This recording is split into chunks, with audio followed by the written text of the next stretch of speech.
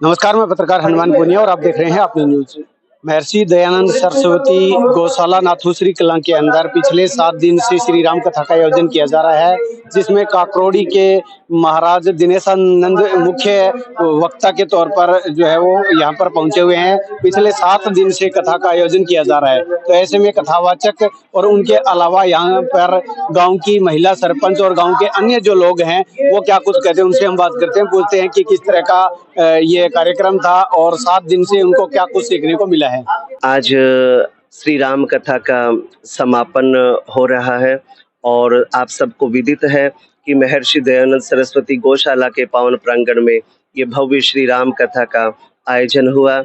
पूरे ग्राम की श्रद्धा, भक्ति, निष्ठा देखने योग्य थी और राम के पद चिन्हों पर चल करके ही हम अपने जीवन का सर्वांगीण विकास कर सकते हैं और भगवत नाम जप सुमिरन करते हुए हम इस संसार सागर से, भव सागर से पार उतर सकते हैं, क्योंकि कलयुग केवल नाम आधारा, सुमिर सुमिर नर उतर ही पारा। और दूसरा मैं ये कहना चाहूँगा कि जो भी इस समय मेरे को सुन रहे हैं वो गौ की सेवा अवश्य ही करें, क्योंकि गाओ विश्व से मातरः है, गाय विश्व की माता है, गाय ही विश्व की जननी है। और मुझे लगता है कि अब देश के प्रधानमंत्री ने भी अब इस तरफ ध्यान अवश्य ही देना चाहिए, क्योंकि जब तक गाय इस देश के अंदर कटती रहेंगी, यदि गाय का रक्त इस धरा के ऊपर गिरता रहेगा तो भारत सुख, शांति, समृद्धि को प्राप्त कर ही नहीं सकता। चाहे हम कितना भी इस देश को आगे बढ़ाने का प्रयोजन करें, लेकिन भारत विश्व गुरु के पद के ऊपर आसीन नहीं हो सकता। भारत पुनः सोने की चिड़िया नहीं बन सकता जब तक इस देश के अंदर गौ हत्या बंद नहीं होगा। इसलिए गौ हत्या बंद का कानून बनना चाहिए और इस देश के लिए जो गौ भक्त है, समग्र आर्यवर्त के धरा, समग्र भारतवर्ष के लोगों को एक संगठित होकर के, एकत्रित होकर के माननीय प्रधानमंत्री जी तक अपनी बात पहुंचानी चाहिए और इस देश के अंदर जल्दी से जल्दी गौ हत्या बंद का कानून बनना चाहिए। मेरा परिचय, मैं स्वामी दिनेश आनंद और छोटा सा आश्रम है, काकड़ोली धाम है भिवानी डिस्ट्रिक्ट के अंदर, और वहाँ पर परम पूज्य गुरुदेव ब्रह्मलीन महामंडलेश्वर योगाचार्य स्वामी भगवान देव परमहंस जी ने एक छोटा सा बीज वहाँ पर रोपित किया था। और परम पूज्य गुरुदेव भिवानी से विधायक भी रहे थे जनसंघ से, फिर उनको राजनीति से वैराग्य हो गया था।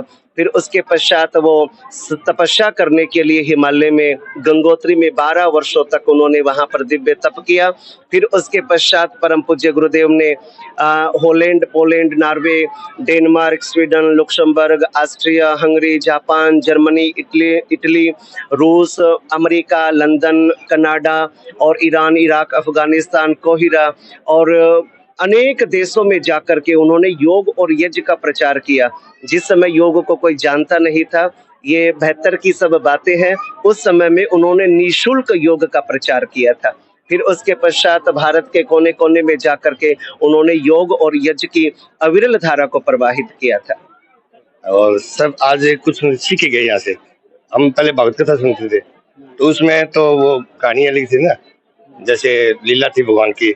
यहाँ भगवान खुद राम ने लीला दिखाई थी और राम ने राम बन के ही दुख पाया बनने के लिए, क्यों अगर वो आपको कह देता कि मैं तो नहीं राज देता, तो उसने अपने बाप का फल निभाया और राम बनने के लिए वो वनवास से गया था।